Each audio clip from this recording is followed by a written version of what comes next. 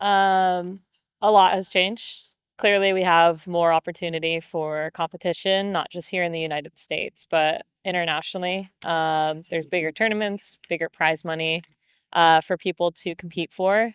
I'd say it is growing too here in the United States. We had kind of the same people at each tournament originally. Everywhere we've gone to these new cities, we get more and more new faces. So it's still small growth. I still think we're still, early stages, but the amount of players that it's starting to impact and different communities that are continuing to build, it's getting there. So I think that's the biggest thing is more accessibility, more opportunity to compete, and slowly now turning over new faces in the game. I think this is our fourth year now hosting a qualifier.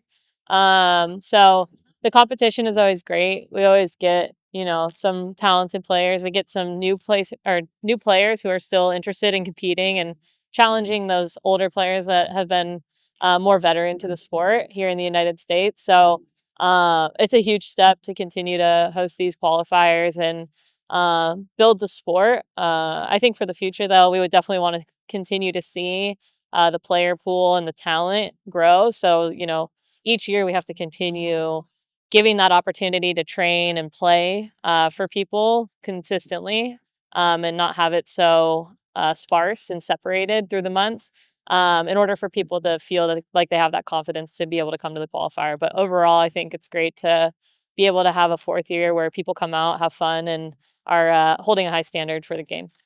So currently, right now, our programs, we're not necessarily donating out any more tables, but there are thousands of tables out there at this point. So multiple cities have multiple tables to access. So it's really about growing that partnership with whether it's a facility or the person who owns the table.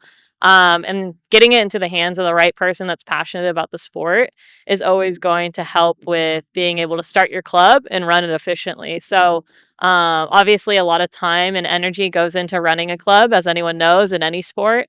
So getting it off the ground running is always hard, but it's all about the consistency. So to give a shorter answer, yes, we still have a program that's similar to what our club program was in the beginning. But we now have to find the right people who are passionate enough to start their own club and be consistent with hosting trainings and allowing opportunity for the players in their communities to be able to actually practice and play. The biggest thing is like staying tight as a community and being able to continue to grow the sport.